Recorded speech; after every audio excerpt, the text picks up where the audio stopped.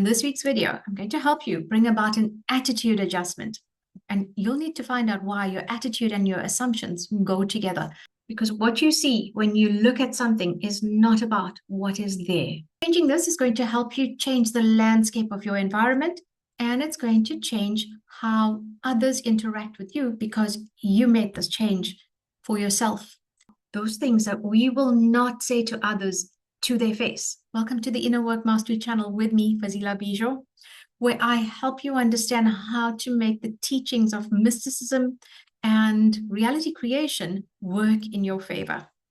In this week, I'm going to be talking about an aspect of your assumption that if you don't know how to correctly apply it, could cause a lot of the upset and the delays in terms of your manifestation.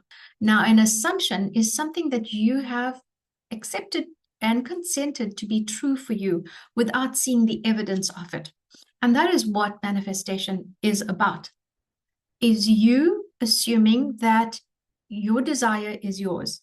Reality is not based on facts, but it's based on something that you may not even be aware that you're doing. I'm going to show you how changing this aspect is going to help to overcome some of the obstacles and the challenges you may have in terms of your manifestation. Now, this is one thing that you can use to influence others in your environment. Changing this is going to help you change the landscape of your environment, and it's going to change how others interact with you because you've made the change within. And it may be so subtle that others will not know why their change of attitude is coming about. But you will know when you become the operant power of this particular aspect of the law of assumption. I'll also be bringing in a case study so that you can understand and witness how an attitude adjustment is going to make your life that much easier, help others cooperate with you, and manifest those things that you are struggling with right now. So if you have conflicts with others, you want to stay till the end. Please remember, the golden rule always applies, no matter what. Do unto others as you would have them do unto you. I have videos that will help you understand this principle, as above, so below, as within, so without. But always, always lead with the golden principle. Leave me a comment if you have any questions about this video, or you want to get in touch with me in terms of working with me one-on-one. Let's go on with this week's video. If you are following my channel and this particular series, you will know that the teachings that I bring through each week in these videos are based on the book by Neville Goddard, The Power of Awareness, and this is chapter 7, called Attitude. Now, it's a key chapter in terms of making a change in terms of your assumptions. In this chapter, Neville points something out about reality, in that what we see when we look at something is not about what is there. We attribute the meaning to everything that we see, everything that we encounter, and everything that we experience, and the people that we encounter. Now, keep sight of this as we go through this chapter so that you can understand what it means in terms of attitude. And to take this further, consider this. Is the world around you feeling hard and unyielding? Or is it fluid and responsive? Your answer is going to depend entirely on your level of consciousness. And this is what I'll talk a little bit more about in this video. Now, over a century ago, Neville Goddard's books and lectures were around from the 1930s through to the 1960s, and they still hold a lot of significance in terms of how we can understand the nature of reality. But a century before Neville could bring out his books, there was an American poet, Ralph Waldo Emerson, who actually knew about this reality. Now, Neville teaches us that reality reflects our inner consciousness. If I told you that Ralph Waldo Emerson, who lived over a century ago, Emerson's work is still relevant and is actually used in our mainstream day-to-day understanding of the world. He has these popular sayings, what lies behind us and what lies before us are tiny matters compared to what lies within us. Another one, always do what you're afraid to do.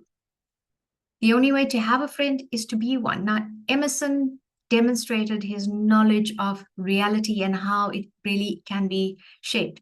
He says, to be yourself in a world that is constantly trying to make you something else is the greatest accomplishment. People do not seem to realize that their opinion of the world is also a confession of their character. Now, you will have heard this at some point or the other. Here's another popular saying: the only person you are destined to become is the person you decide to be. Now, this is totally in alignment with what Neville teaches in terms of your assumptions creating reality, your consciousness creating reality. And here's one more popular saying, which Nelson Mandela included in his inaugural speech when he first became president in South Africa in 1994. And that was, our greatest glory is not in never failing, but in rising up every time we fail. I bring this in because Emerson already demonstrated, and he spoke about the nature of reality. And so to Emerson, we must look in terms of what he spoke about and how it ties in with Neville's work as well. Neville says Emerson knew about this reality. Emerson said, the world is plastic and fluid in the hands of God. Now, when you know Neville Goddard's work, you'll understand Neville speaks about consciousness creating reality. Using your imagination, which is God, its consciousness, is how we create our reality. Now, Emerson, like Neville says in this lecture, he knew this over a century ago, prior to the work that Neville brought through. You will see that chapters like attention, which is from the power of awareness, and it's the content in my previous video, and free will, explore how reality responds directly to our level of consciousness. When you understand how you can create reality, you will know that what you focus on is what you create. Now, this is what Emerson spoke about reality. He said it is plastic and fluid in the hands of God. Now, he was not talking about the higher power that is the grand organizing design, the universe, etc.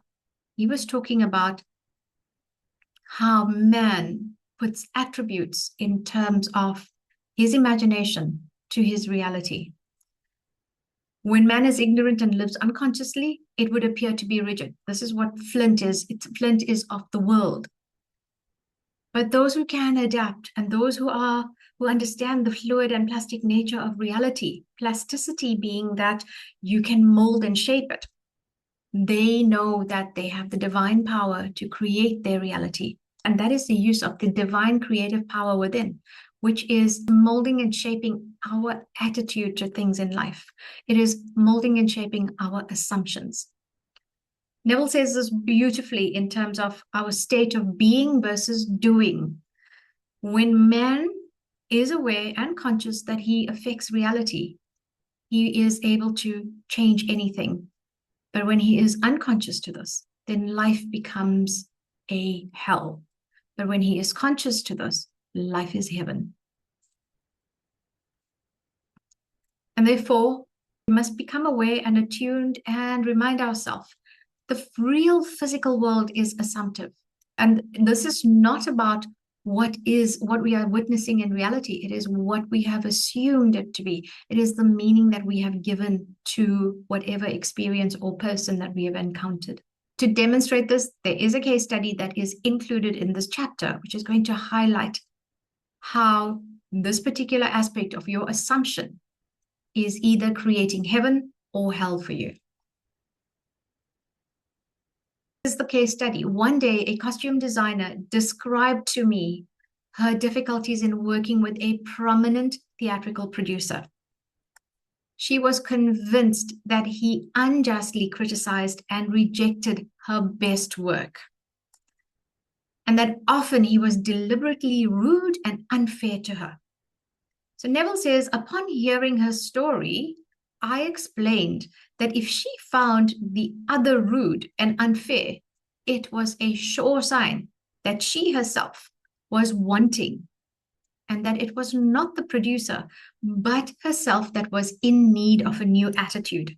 Part of our assumptions is based on our attitude. Our attitude feeds the assumptions that we believe to be true for ourselves. So Neville says, I told her that the power of this law of assumption and its practical application could be discovered only through experience. And only by assuming that the situation was already what she wanted it to be, could she prove that she could bring about the change desired. He says to her, her employer was merely bearing witness, telling her by his behavior what her concept of him was.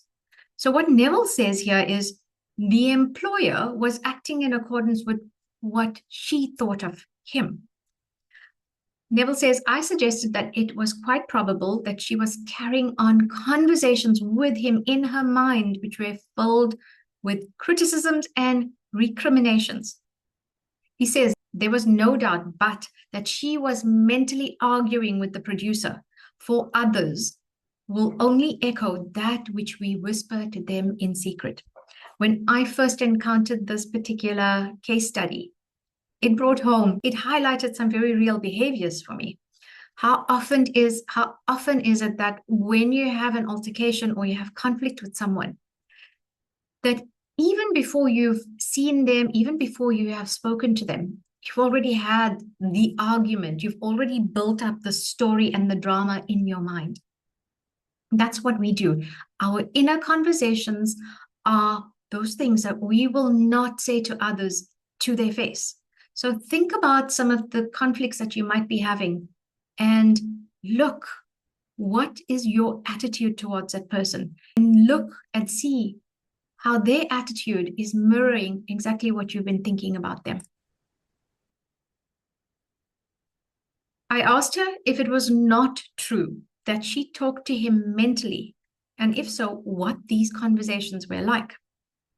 Now, she confessed that every morning on her way to the theater, she told him, meaning the producer, just what she thought of him in a way she would never dare address him in person. How often have we done this? How often have you done this in terms of having a challenge with someone? The intensity and force of her mental arguments with him automatically established his behavior towards her. Remember, we are broadcasting the energetic, spiritual, psychological meaning that we are giving to people and to experiences or to events. She began to realize that all of us carry on mental conversations. But unfortunately, on most occasions, these conversations are argumentative. And that we only have to observe the passerby on the street to prove this assertion. Because there are so many people who are mentally engrossed in conversations and few appear to be happy about it. But the very intensity of their feeling when they're having these arguments leads them quickly to the unpleasant experience they themselves have mentally created. And it must therefore now become reality. They must therefore now encounter it. When she realized what she had been doing, she agreed to change her attitude and live this law faithfully by assuming that her job was highly satisfactory and her relationship with the producer was a very happy one. Now, to do this, she agreed that before going to sleep at night and on her way to work, and at other intervals during the day, she would imagine that he had congratulated her on her fine designs and that she, in turn, had thanked him for his praise and kindness. And this is the shift in attitude. If you want to change your assumptions, go and look at your attitude. Are your attitudes hard and rigid? And are you arguing about whatever it is that's going on? Are you having your inner conversation, have this constant chatter about how mean, awful, vicious, wrong, how unfair, criticizing? Now, here is the thing. If you want to realize how powerful you are, if you've had an argument with someone in your head, and when you encounter them, do you realize that you go all awkward and your body language will feel awkward in their presence because you already had an argument with them? And that's what you are conscious of being. And so it is your attitude that you must now change. And your attitude must change in terms of your inner conversations. Now, in terms of this case study, to her great delight, she soon discovered for herself that her own attitude was the cause of all that befell her. The behavior of her employer miraculously reversed itself. His attitude echoing as it had always done, that which she had assumed, and now reflected her changed concept of him. Our changed concepts are attitudes, reactions, judgments, perceptions, etc. And what she did by the power of her imagination, her persistent assumption influenced his behavior and determined his attitude towards her. Now, with the passport of desire on the wings of a controlled imagination, she travels into the future of her own predetermined experience. Just like you would have a travel passport that allows you to move freely between countries, etc., your desire is that passport. When you have a strong desire, it is going to be the means that you use in order to travel. You move through your controlled imagination and you go into the future and you predetermine the experience. This is on the basis of having a very, very clear desire and then having an attitude that matches that desire. Thus, we see it is not facts, but that which we create in our imagination, which shapes our lives. For most of the conflicts of our day are due to the want of a little imagination to cast the beam out of our own eye. What Neville is saying here, we don't see facts in our reality, but what we see is the makings of our own imagination. What we see is the creation of our own imagination. It is the exact and literal minded who live in a fictitious world. It is those who use their imagination consciously that create their world. And it may seem to be fictitious because they dream it and they bring it and they imagine it into being. Reality is not that which it was seen. Reality is created in your imagination. As this designer, by her controlled imagination, started the subtle change in her employer's mind, so can we, by the control of our own imagination and wisely directed feeling, solve our problems. Your attitude is the determinant in terms of your assumptions. Your attitude is your inner conversations that have fused with feeling. Neville says, by the intensity of her imagination and feeling, the designer cast a kind of enchantment on her producer's mind and caused him to think. His generous praise originated from him. And Neville says, often our most elaborate and original thoughts are determined by another.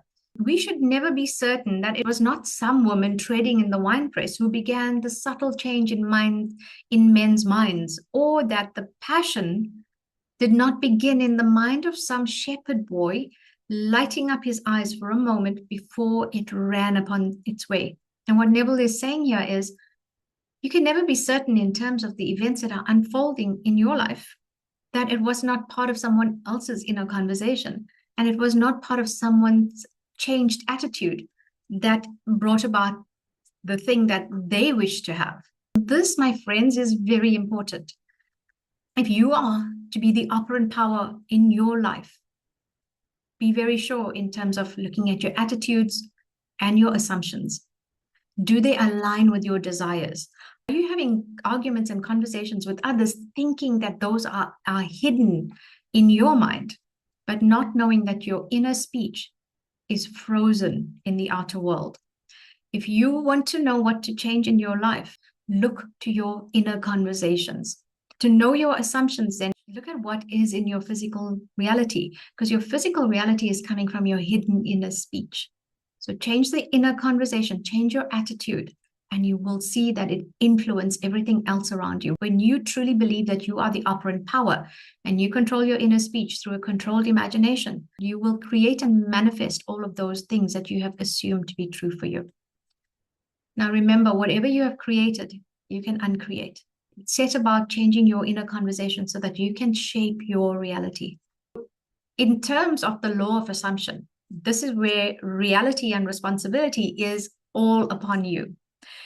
If you want to change your reality, change your assumptions. If you want to control your reality, control your inner conversations.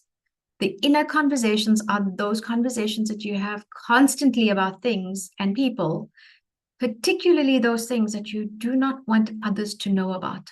And like we've seen in this particular case study, that the costume designer, when she realized that her inner conversations were constantly about her, when she realized her inner conversations were actually showing up in her outer reality, she knew she had to change them.